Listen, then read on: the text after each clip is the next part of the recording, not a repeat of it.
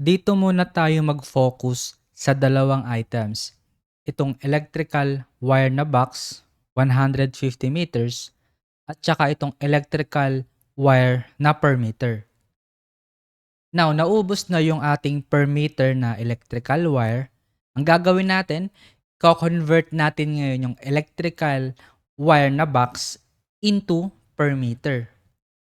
Para ma-convert yun, pupunta lang tayo ng create document. Select natin yung quick inventory. Ang purpose ng quick inventory na function ay para mabago natin yung inventory quantity ng mga items. Now, yung electrical na wire box natin at saka yung electrical wire na meter. Now, nakalagay dito na yung on-hand natin na electrical wire ay 3 boxes. Ang gagawin natin ngayon, i-convert lang sila into 2. Since babawasan natin siya ng isa. And then, ito namang electrical wire na per meter, magiging 150 siya ngayon. Now, ito ngayon yung kanilang bagong inventory. Pupunta tayo ngayon ng cashiering screen. Magbebenta tayo ngayon ng electrical wire na per meter. Let's say bibili si customer ng 140 na meters. For example lang, no? Quantity na natin, 140. Payment.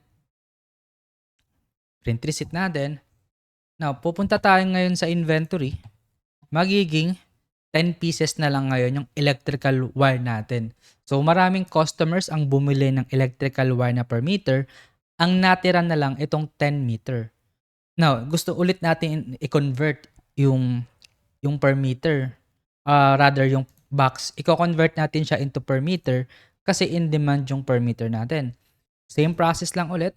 Sa quick inventory lang tayo. Electrical wire na box.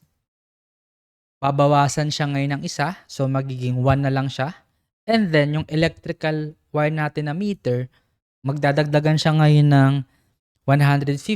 So, magiging 160 na ngayon yung kanyang ending na inventory.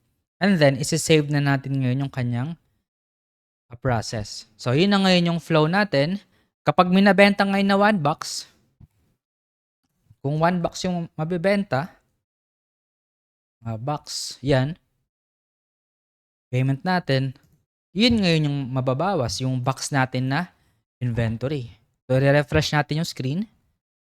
0 na siya ngayon. Pero yung electrical wire natin, 160 pa rin. So, yun yung way natin to convert yung per box into per meter. Same concept siya sa ibang mga items. Like yung mga pako na mga nakabox, gagawin siyang kilo-kilo. Same process po siya.